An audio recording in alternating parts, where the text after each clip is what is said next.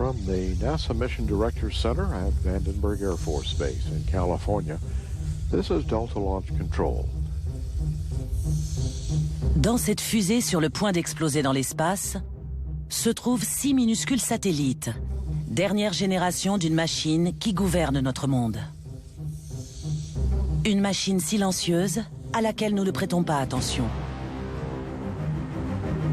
Dotés d'une technologie hautement sophistiquée, les satellites réécrivent sans cesse les règles du progrès.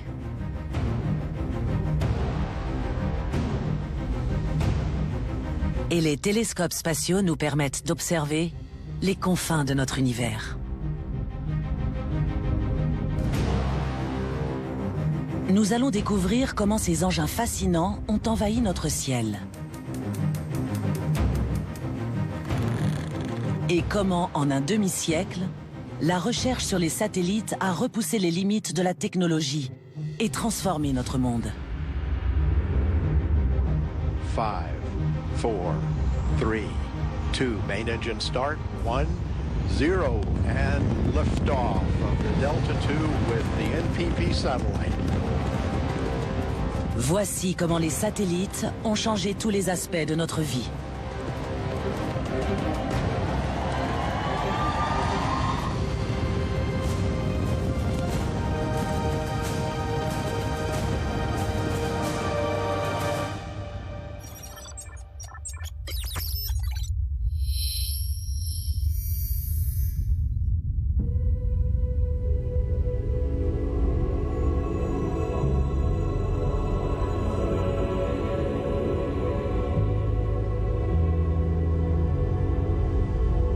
Il est 6h30, une journée comme les autres, dans une maison comme les autres. Sommes-nous conscients que pendant que nous dormons, nos vies dépendent d'engins extraordinaires qui gardent en permanence un œil sur nous?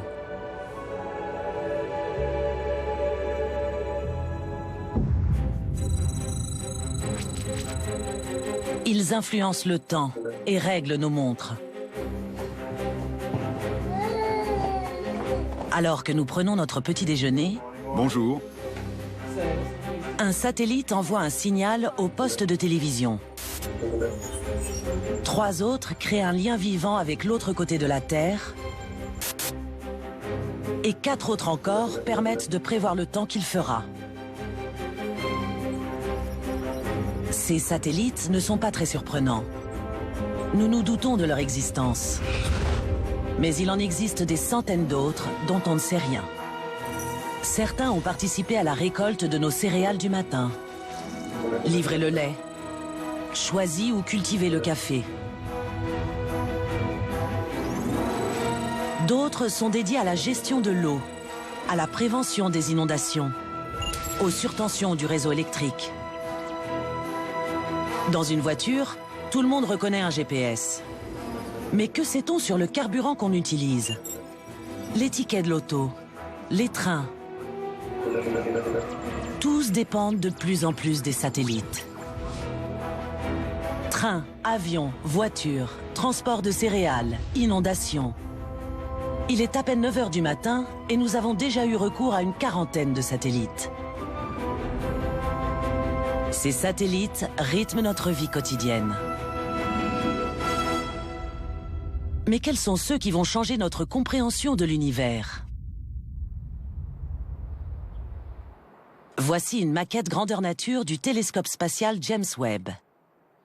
Quand on lancera le vrai en 2018, ce sera le plus grand et le plus puissant télescope spatial jamais fabriqué. Grâce à lui, nous verrons plus loin et plus clairement dans l'espace.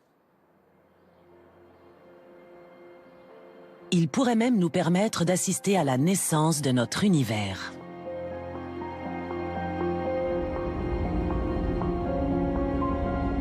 En capturant des images d'étoiles situées à 13 milliards d'années-lumière de la Terre, il regardera dans le passé et nous révélera comment l'univers a été créé. À la pointe de la technologie, le télescope James Webb et les innombrables satellites qui dominent notre quotidien font partie des avancées scientifiques majeures de notre époque.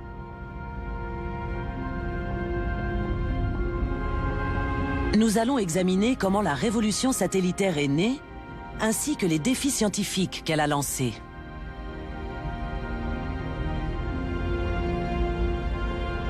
Avant tout, les scientifiques ont dû résoudre un problème. Comment faire flotter un objet dans l'espace ?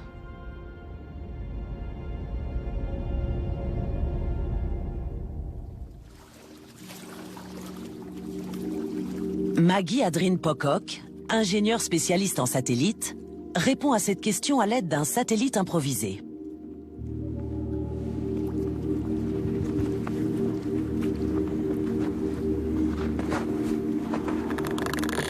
Trois, 2, 1, feu!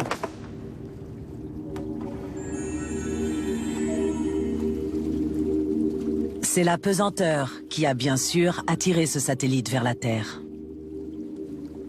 Ce qui monte redescend toujours. C'est ce qu'on va vérifier. On le sait tous, la Terre est ronde. Quand on voyage, la courbe terrestre s'éloigne de nous. Si on voyage assez vite, il arrive un miracle. On continue à tomber, mais on ne touche jamais le sol.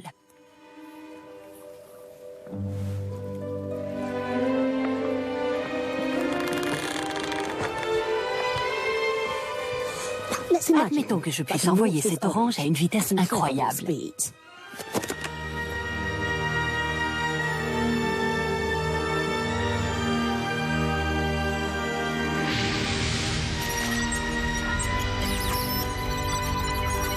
Newton l'avait remarqué il y a 300 ans.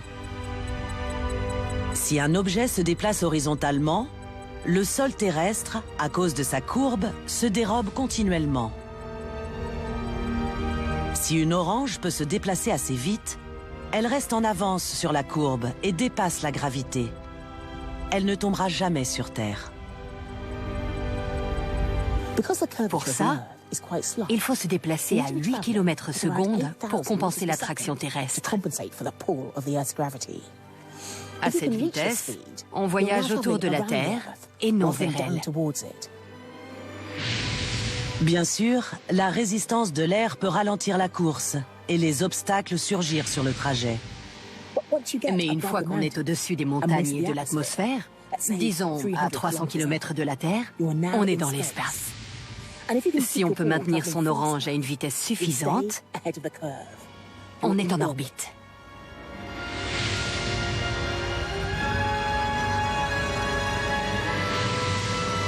Enfin, c'est la théorie. Pour la mise en pratique, il a fallu attendre la fabrication d'une machine performante 250 ans après Newton.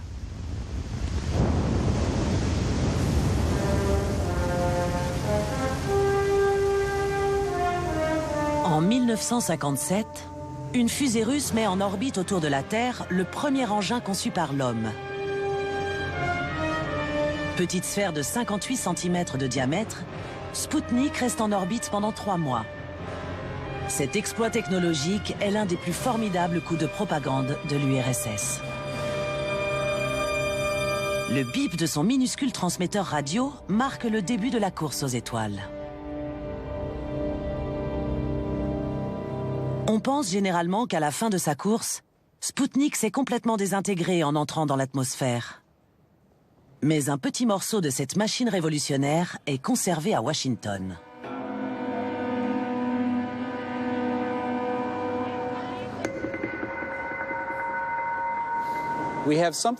Nous avons ce qu'on appelle le percuteur de mise à feu, qui est un objet relativement petit. Ce n'est pas réellement un percuteur qui sous-entendrait qu'on lance une fusée en tournant un bouton. Mais c'est une petite pièce métallique qui se fichait dans l'engin, et quand on était prêt à démarrer le système, qui était alimenté par des batteries, on tirait cette partie. Ça complétait le circuit qui permettait au système électrique de fonctionner.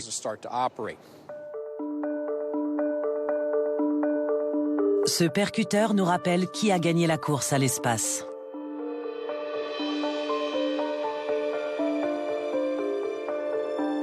En connectant la batterie au transmetteur, il a ouvert l'ère des satellites. Mais ça n'a pas été facile. Il a fallu aux Américains des années de recherche pour rattraper leur retard.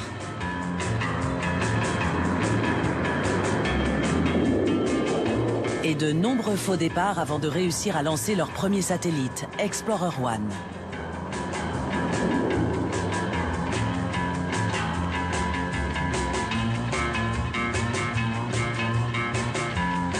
En 1959, Explorer 6 est le premier satellite à prendre une photo de la Terre.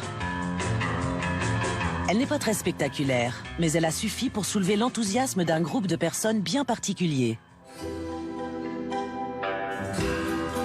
Les espions. À la fin des années 50, en pleine guerre froide, les satellites vont permettre aux espions soviétiques et américains de se photographier mutuellement du ciel.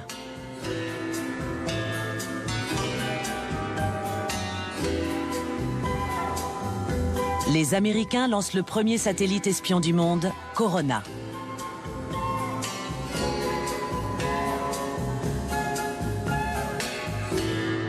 Et pour récupérer les images prises par Corona, la méthode trouvée est surprenante.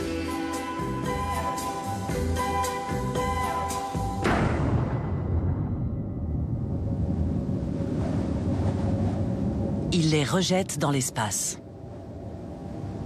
Ce film montre une boîte contenant des kilomètres de pellicule éjectée de Corona à 200 km de la Terre.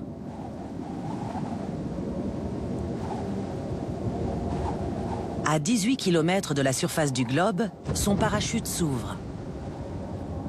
Après avoir dépensé des millions de dollars à envoyer des satellites filmer leur adversaire, les Américains doivent attraper les pellicules en plein ciel avant que les Russes mettent la main dessus.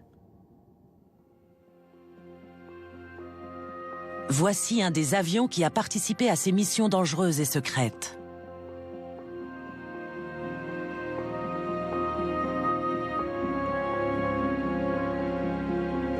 Bob Counts compte 2000 heures à son actif comme navigateur à bord d'un de ces avions.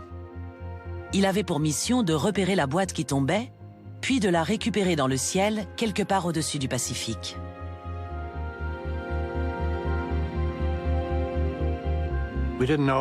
On ne savait pas grand-chose.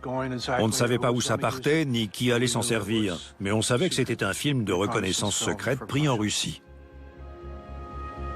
En opérant à la limite des capacités de l'avion, Bob et son équipe n'étaient pas loin de chercher une aiguille dans une botte de foin en chute libre. Ce film montre l'équipage qui se rapproche de sa cible. D'abord, l'équipage tend une ligne entre deux perches suspendues à l'arrière de l'avion. Sur la ligne, des grappins vont accrocher le parachute. Une manœuvre très délicate. Toutes sortes de problèmes peuvent surgir. L'appareil survolait la capsule, puis se synchronisait sur son taux de descente. Il se maintenait par rapport à l'horizon, il virait, revenait au-dessus et faisait un essai.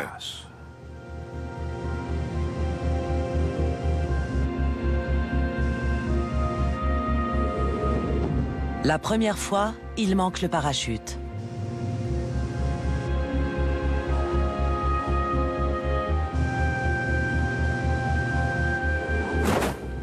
La seconde tentative est la bonne.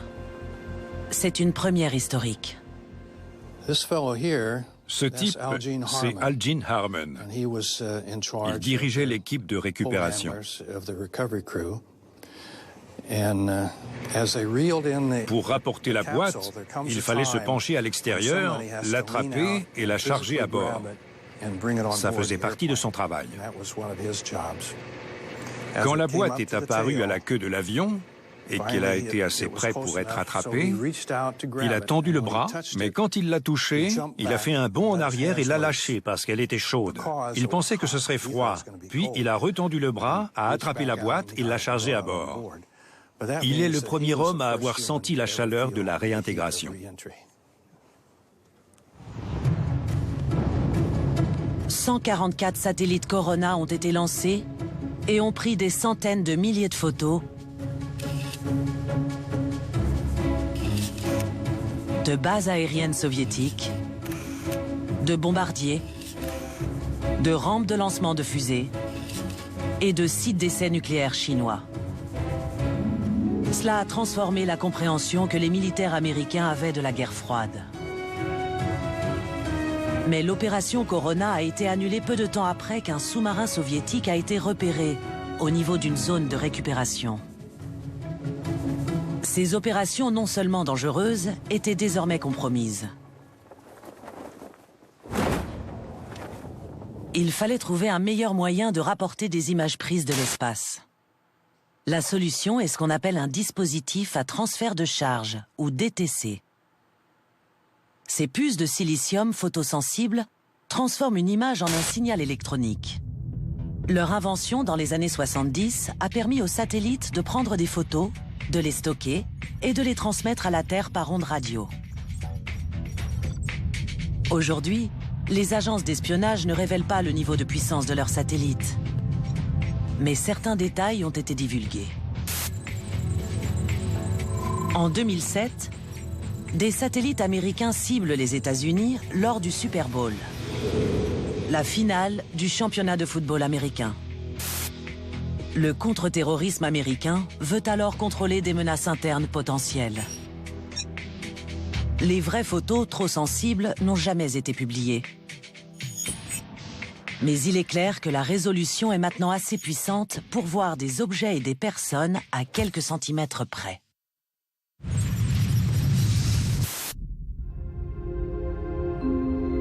Après les espions, ce sont les scientifiques civils qui ont commencé à se servir de cette technologie d'imagerie et bouleverser notre connaissance de la Terre.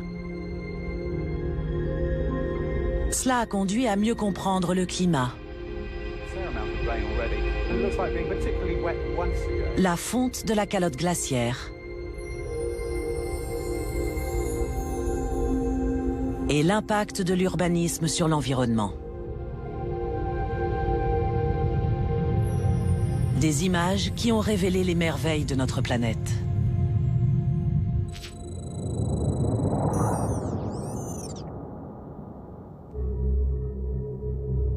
Des pans entiers d'informations et de recherches se sont ouverts. Mais la masse de données crée parfois ses propres défis. Le professeur Albert Lin se sert de l'imagerie par satellite pour explorer une région reculée de Mongolie.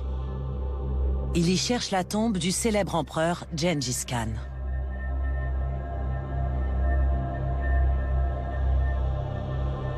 Les images couvrent une zone de plus de 10 000 km². Mais il est presque aussi difficile d'étudier ce paysage virtuel que d'explorer la région elle-même.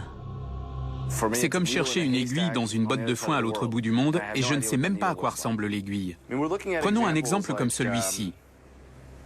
Il y a des routes, des rivières, des constructions. Chaque pixel indique quelque chose. Ça, c'est le mur d'un immeuble. On voit que c'est une construction humaine. C'est moderne. Mais il y a aussi ce point qui n'a pas l'air naturel non plus. C'est étrange, non? Ces petits points-là, ces monticules, pourraient avoir été bâtis par l'homme. Un ordinateur ne peut pas reconnaître des ruines anciennes sur une image de satellite. Les 10 000 km² de la zone doivent donc être examinés par un œil humain. L'équipe a une solution ingénieuse pour s'affranchir de cette tâche. Albert Lin a recruté des milliers de volontaires. Il a morcelé son immense stock d'images en une multitude de petits stocks, les a chargés sur un site internet et a invité tout le monde à se joindre à l'expédition digitale. Si quelqu'un voit quelque chose d'intéressant, il le marque et un consensus émerge sur ce qu'il convient d'explorer. Chaque petite tâche représente un grand nombre de gens qui sont d'accord sans s'être consultés. Ils ne savaient pas qu'ils travaillaient ensemble, que leur intérêt pour un point convergeait. Voyons d'un peu plus près. Ça a l'air un peu gros, bizarre, carré, mais si on le regarde en tenant compte des autres données, on s'aperçoit qu'il est juste à côté de ces autres petits points. On a alors décidé de suivre les indices que les gens nous avaient donnés. Ces petits points sont des maisons, des yurts. Et on a trouvé ce bâtiment, qui s'est avéré être une ancienne forteresse. Ce n'est peut-être pas la tombe, mais c'est un indice. Alberline et ses explorateurs en fauteuil n'ont pas encore trouvé la tombe de Gengis Khan. Mais il est réconfortant de savoir que parfois, même la technologie la plus performante ne dépasse pas le jugement humain.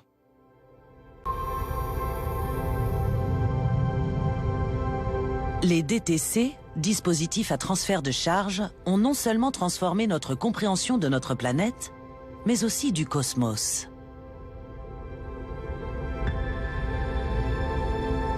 Quand il sera lancé en 2018, le télescope spatial James Webb pourra apercevoir des galaxies situées à des distances inimaginables. Pour prendre ces images, il lui faudra un gigantesque miroir.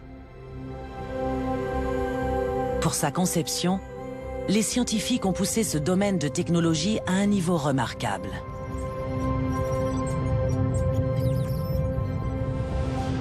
Le revêtement, qui confère le pouvoir réfléchissant, est essentiel dans les miroirs de télescope.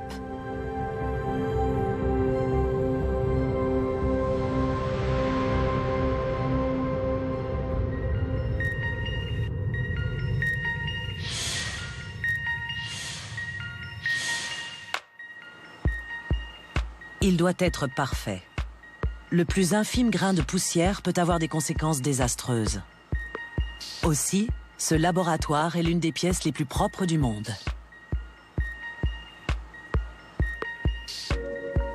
Ce panneau de verre hexagonal est un modèle exact des feuilles de métal qui constitueront le miroir du télescope. Elles sont en beryllium, métal rare, léger et très résistant. Ce pistolet souffle de l'azote sec ionisé sur la surface pour la nettoyer. C'est notre dernière chance d'éliminer toute particule restante avant de mettre le miroir dans la chambre. Le panneau de verre est ensuite placé dans une grande chambre à vide. Pendant 2 heures, tout l'air est extrait de la pièce. Enfin, on ajoute l'or.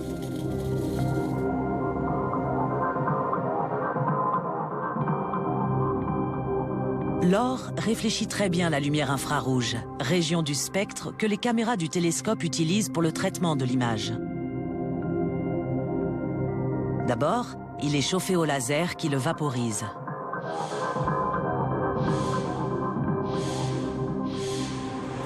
Nous évaporons environ 40 grammes d'or. Le quart seulement de cette quantité va sur le panneau de verre. Quelques grammes. Une feuille de papier fait environ 100 microns d'épaisseur.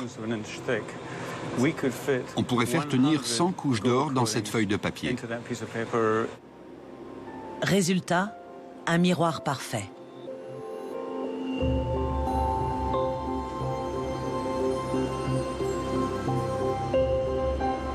Il y a 18 miroirs en tout, de forme hexagonale, ce qui permet un meilleur ajustement. Les hexagones ont une forme grossièrement circulaire qui concentre la lumière uniformément. Ces miroirs sont typiques du télescope James Webb. Chaque aspect de leur conception a bénéficié de la technologie la plus avancée.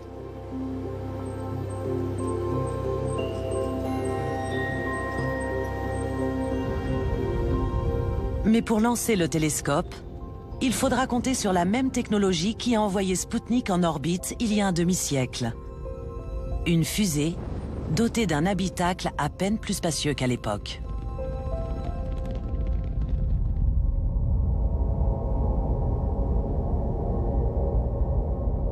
Alors, comment y loger les immenses panneaux solaires et le pare-soleil destiné à protéger les instruments délicats du télescope ?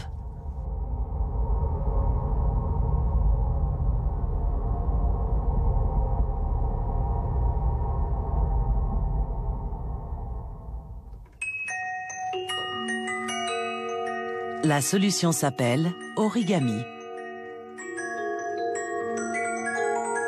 Le créateur de ce parc à thème miniature, le docteur Robert Lang, a mis ses talents d'origamiste au service de la NASA.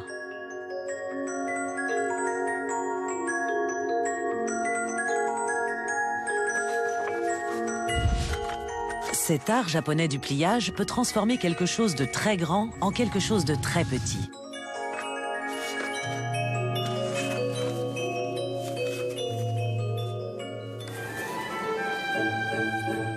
Le docteur Lang va montrer comment faire entrer un panneau solaire dans une soute de navette spatiale. La transformation de cette feuille de 9 mètres carrés s'opère en 72 plis.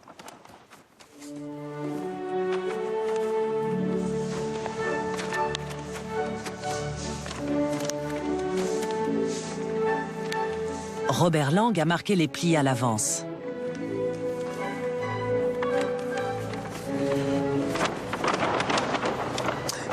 Vous faites une spirale? Oui. L'art de l'origami n'est pas japonais pour rien. Il nécessite 1 ou 2 mouvements de ninja.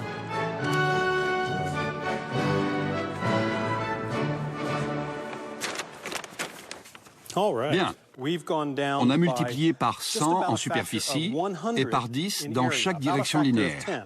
L'avantage d'un modèle extensible est qu'on peut encore l'utiliser si on veut agrandir notre satellite par rapport à sa conception originale.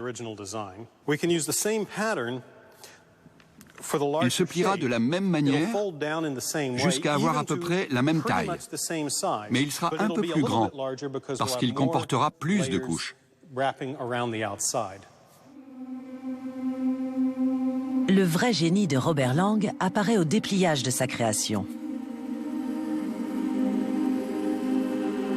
Bien que le dessin semble compliqué, comme il a été plié le long d'un axe, il suffit d'un seul moteur pour ouvrir tout le pare-soleil. En 1995, des savants japonais ont utilisé cette technique pour plier un panneau solaire sur leur satellite Space Flyer Unit. Cet art japonais du XVIIe siècle peut s'appliquer brillamment à la technologie du XXIe siècle.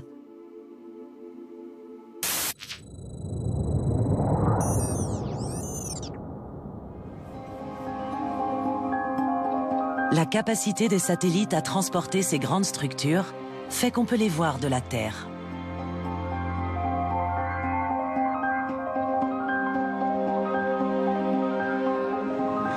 Qu'est-ce que c'est? Je vois deux lumières qui clignotent. Je crois que ce sont des avions. Mais il y a autre chose qui clignote là-bas. Maggie Adrien Pocock essaie avec un groupe de Jeannette de repérer des satellites.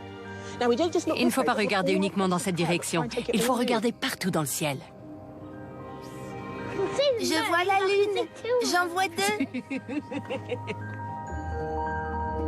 2. 2 satellites passent au-dessus du Royaume-Uni tous les quarts d'heure, mais ils sont difficiles à voir. Que cherchons-nous à voir? Un objet qui ressemble un peu à un avion, mais qui ne clignote pas et se déplace lentement.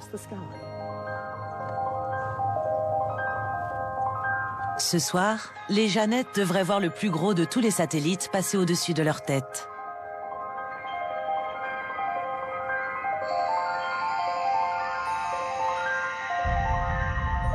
La Station spatiale internationale est le plus gros objet jamais envoyé dans l'espace. Il a fallu plus de 12 années et 13 expéditions pour parvenir à la faire tourner autour de la Terre 16 fois par jour. Tout le monde, y compris les spécialistes avec leurs télescopes, attend de la voir apparaître à l'horizon. Je vois une étoile qui se déplace super vite. Non, ce n'est pas une étoile, c'est une station spatiale. C'est la Station spatiale internationale. Si un satellite tourne à 300 km de la Terre, il suffit qu'il mesure 1 mètre carré pour qu'on le voie à l'œil nu.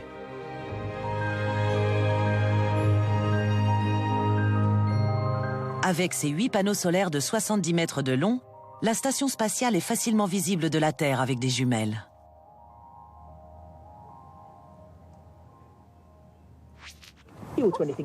Qu'est-ce que c'est? C'est encore la station. Elle est venue de là-bas et passée au-dessus de nous, et maintenant, elle s'en va là-bas. Vous la voyez encore? Comme beaucoup de satellites, la Station spatiale internationale n'est visible que quelques minutes avant de disparaître à l'horizon. Ça y est, elle a disparu. Elle est partie. Eh oui, mais au moins vous l'avez vue. Au début de l'ère des satellites, cette disparition soudaine frustrait aussi les ingénieurs et les contrôleurs.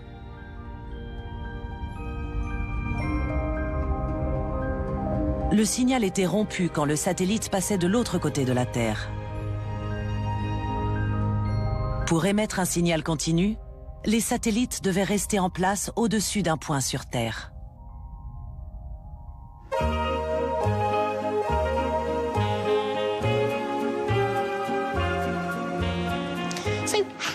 Comment garder un satellite au-dessus d'un point fixe sur une planète qui tourne? Eh bien, ça paraît simple. Il n'y a qu'à ralentir le satellite jusqu'à ce qu'il soit au-dessus du point. Hélas, c'est plus compliqué que ça. Je vais utiliser ce manège pour vous montrer pourquoi.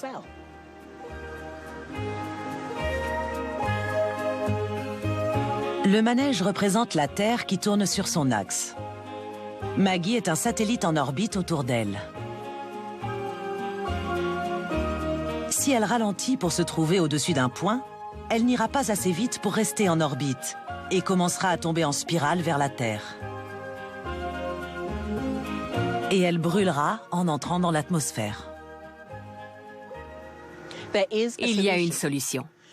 Plus je m'éloigne de la Terre, moins il y a d'attraction terrestre, moins je tombe. Il y a un point magique où la pesanteur est si faible que je peux avancer à la fois assez vite pour rester en orbite et assez lentement pour tourner à la même vitesse que la rotation de la Terre sur elle-même. Cette orbite circulaire est située dans le plan de l'équateur, à près de 36 000 km d'altitude.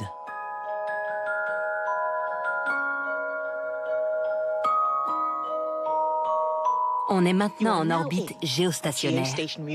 Quand ça a été réalisé pour la première fois, ça a révolutionné le domaine des satellites. À n'importe quel moment du jour ou de la nuit, on pouvait renvoyer un faisceau d'informations sur Terre. Le satellite de communication était né. 3 satellites géostationnaires suffisent à couvrir la planète et à diffuser un signal dans presque toutes les régions.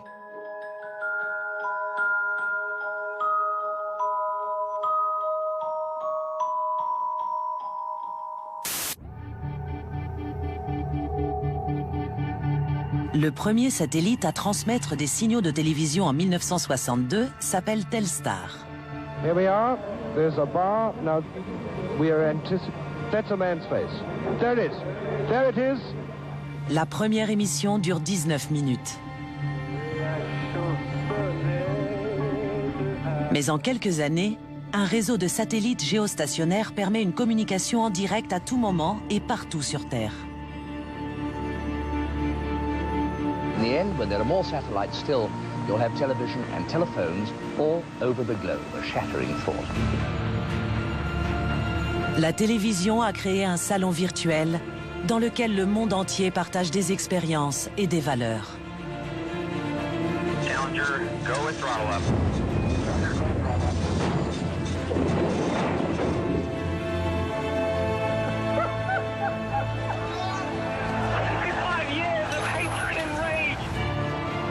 Et en plus d'enregistrer et de diffuser des informations, elle a contribué à provoquer des événements. Comme les manifestations de la place Tiananmen, la chute du mur de Berlin, le printemps arabe.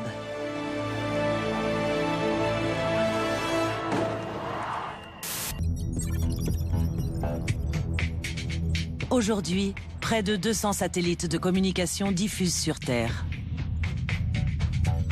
La plupart sont en orbite géostationnaire, mais à 35 786 km au-dessus d'un point sur Terre, ils ont tendance à dériver.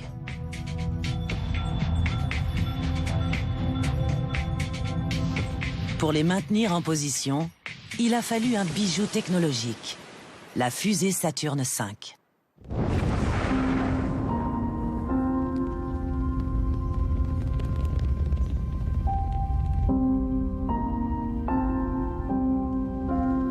Tous les propulseurs de fusée n'ont pas besoin de ressembler à ça. Le satellite James Webb requiert un propulseur beaucoup plus précis.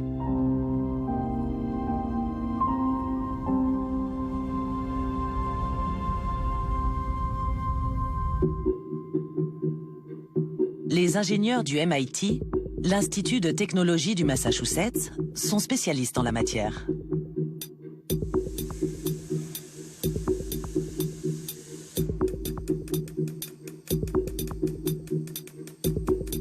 Dans leur laboratoire, ils recréent un espace sans frottement, en utilisant le plateau d'une table et des satellites miniatures appelés sphères.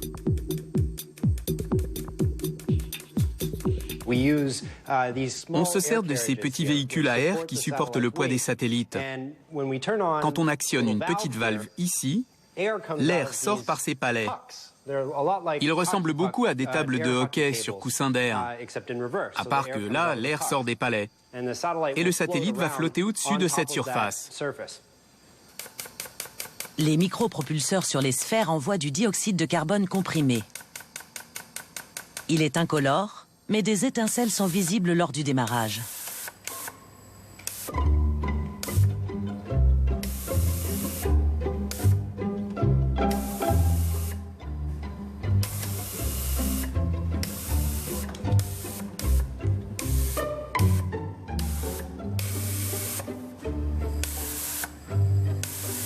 Si on allume un propulseur, notre satellite va, comme dans l'espace, partir dans la direction opposée sans rien pour l'arrêter. Opération très délicate à réaliser en 3 dimensions. Jusqu'à présent, les sphères ont été testées à bord de la Station spatiale internationale. Grâce à la précision des propulseurs, elles peuvent voler en formation serrée. L'étape suivante consistera à construire des satellites qui pourront faire la même chose en orbite ouverte. On peut maintenant connaître la position des satellites très précisément.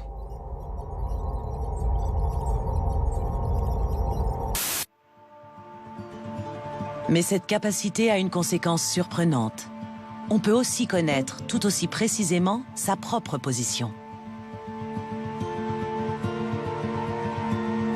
L'histoire commence en 1957, peu après le lancement de Spoutnik. Le son de tout objet change en passant devant nous.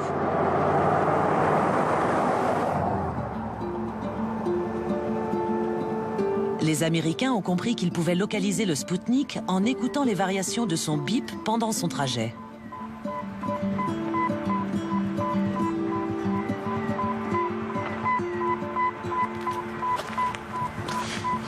Les scientifiques ont réfléchi. Si on peut déterminer la position d'un satellite d'ici, peut-on faire l'inverse?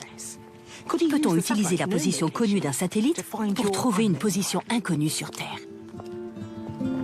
Le résultat a été le GPS. Son fonctionnement est plus simple qu'on ne le pense.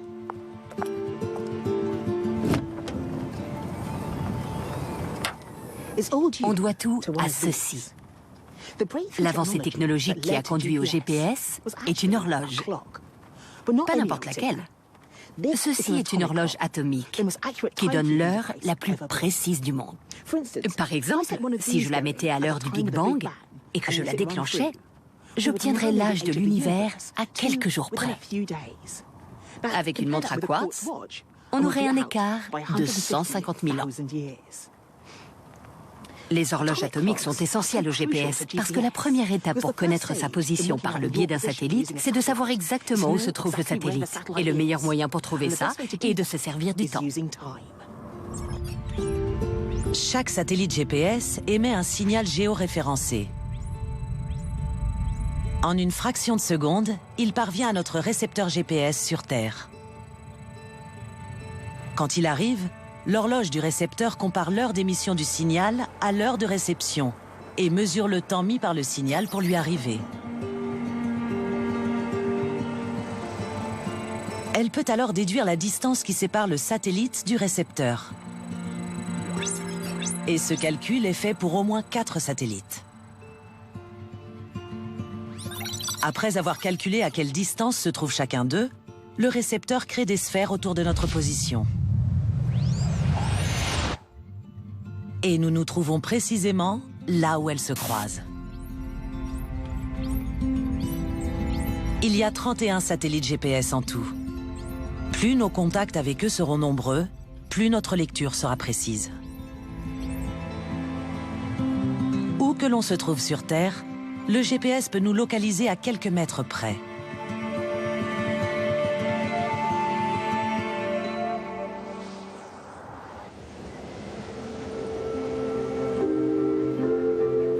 Les GPS nous donnent aussi de plus en plus d'informations sur notre planète.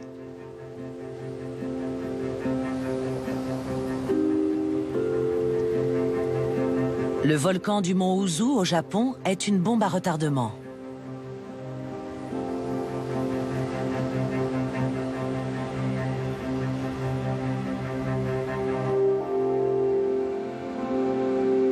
Autrefois, son activité volcanique n'inquiétait pas les habitants de la région.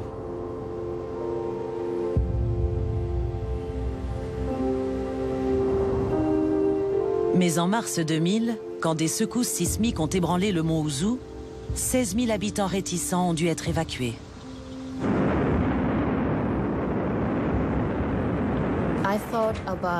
J'ai pensé à tout ce qui m'appartenait et j'ai voulu les emporter. Les photos de mes enfants, des cassettes, mes souvenirs de famille. Ça a été terrible.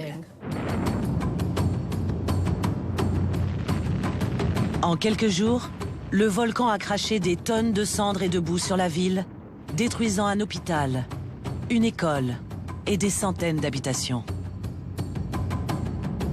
Mais il n'y a eu aucune victime. Et ce grâce au GPS, qui a permis aux experts d'anticiper la catastrophe.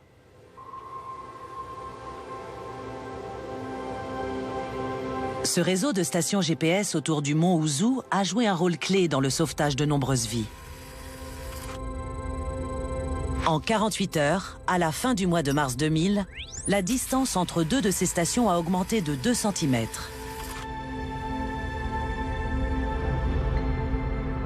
C'est cette infime différence, preuve que des forces gigantesques étaient à l'œuvre sous l'écorce terrestre, qui a incité les volcanologues à ordonner l'évacuation de la zone.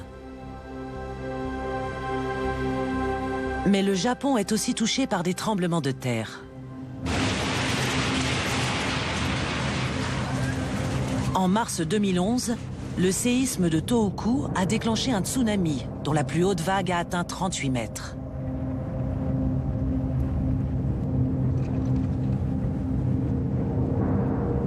« 20 000 personnes y ont perdu la vie.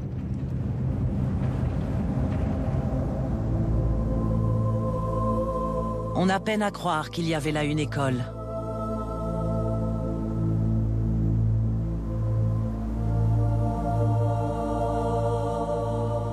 Malgré le cataclysme, la station GPS dans l'enceinte de l'école n'a pas été touchée. Elle a enregistré la manière dont le paysage a été remodelé par le tremblement de terre.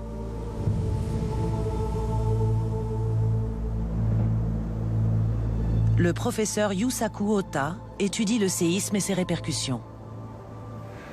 Nous nous sommes aperçus qu'à cause du tremblement de terre, le Japon s'était déplacé de 5 mètres vers l'est et qu'il avait perdu 1,50 m de côte sur un axe vertical. Le GPS peut informer les sismologues sur les conséquences d'un tremblement de terre, mais pas sur son imminence.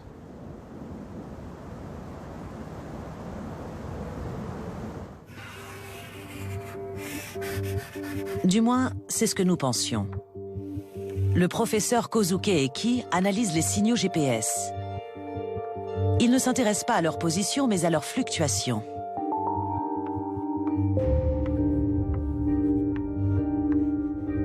Il mesure l'impact qu'ont sur un GPS les électrons présents dans l'atmosphère. Pour cela, il calcule ce qu'on appelle la teneur totale en électrons, ou TEC, description quantitative de l'atmosphère dont l'unité est l'électron. Le professeur Hickey étudie comment, après des tremblements de terre de forte intensité, les ondes sonores de basse fréquence perturbent les signaux GPS. Mais au lendemain du séisme de Tohoku, il a découvert que les signaux GPS avaient été perturbés avant le tremblement de terre. Je voudrais comprendre ce phénomène. Pouvez-vous me montrer ce qui se passe sans tremblement de terre et ce qui se passe avec? D'accord. Admettons que ce soit la teneur totale en électrons. La teneur en électrons, c'est le nombre d'électrons dans l'ionosphère à 300 km de la Terre. C'est ça. D'accord. Et voici le temps. Le temps. S'il n'y a pas de séisme, elle se comporte comme une courbe graduelle. Pourquoi cette courbe? Pourquoi ce n'est pas plat? À cause du mouvement du GPS dans le ciel. C'est une sorte de mouvement apparent, un changement apparent. Quand il traverse une épaisse couche d'atmosphère, on a plus d'électrons. Oui. Quand il est au-dessus, on en a moins. C'est ça. Puis il y en a de nouveau plus. Oui. D'accord, c'est logique. Donc on a une courbe, mais seulement s'il ne doit pas y avoir de séisme. Oui. Et s'il y en a un, ici par exemple... C'est le séisme? Oui, c'est le séisme. Voici ce que fait la courbe environ 1 heure avant le séisme. Il y a une perturbation causée par l'onde sonore. Donc, si on regarde cette courbe, qui est plus haute que celle-là, on voit qu'il y a plus d'électrons dans l'atmosphère. C'est ça. C'est bizarre. Un tremblement de terre se prépare, et soudain, on a davantage d'électrons dans l'atmosphère. Oui, c'est un phénomène très étrange. Dans la période précédant un tremblement de terre, des forces souterraines très profondes projettent des électrons dans l'atmosphère qui perturbent les signaux GPS.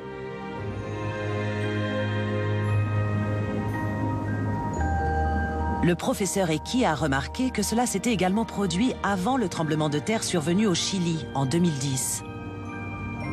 Pour l'instant, les sismologues ne comprennent pas totalement cette découverte, mais elle permet d'espérer que le GPS pourra un jour anticiper les séismes et sauver ainsi d'innombrables vies.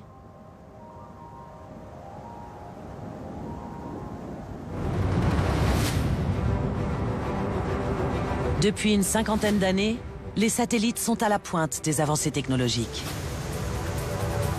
Ils ont participé à la conquête spatiale,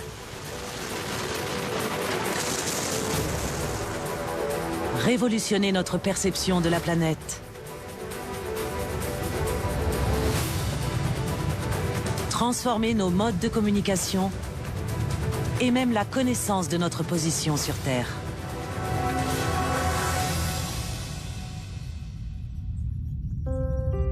Mais aujourd'hui, à l'aube du XXIe siècle, cette technologie est beaucoup plus simple et réduite. Les satellites ne servent plus seulement les gouvernements et les puissantes entreprises, mais aussi les individus.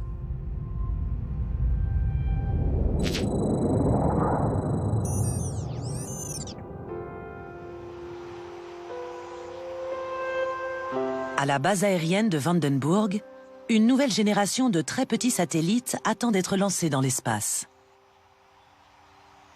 Dans la pointe de cette fusée Delta se trouvent 6 CubeSats. Ils appartiennent pour la plupart à des universités et vont rejoindre la quarantaine d'autres CubeSats déjà en orbite.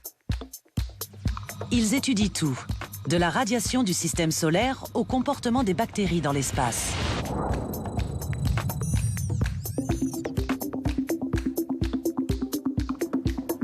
Les ingénieurs anglais sont à la pointe de la technologie CubeSat. Ils ont conçu pour elle un usage original.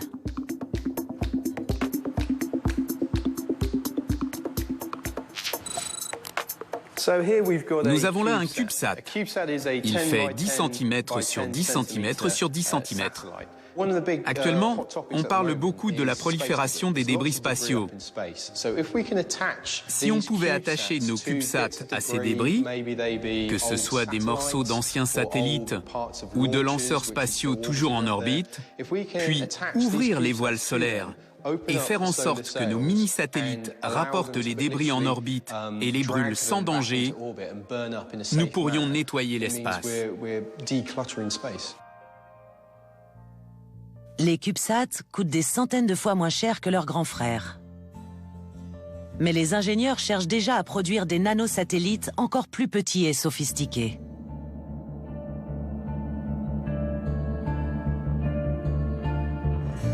Fabriqués à partir de smartphones, ces satellites fourniront de plus en plus de services adaptés à de petits groupes de gens et même à des individus.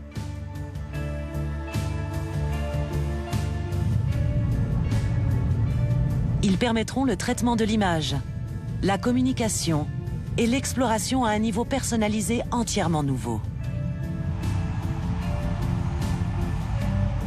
Au cours du demi-siècle passé, les satellites ont transformé notre mode de vie. Aujourd'hui, en nous faisant pénétrer dans l'ère du satellite personnel, la deuxième révolution satellitaire pourrait bouleverser nos existences encore plus profondément. 6, 5, 4, 3, 2, main engine start, 1, 0, and liftoff.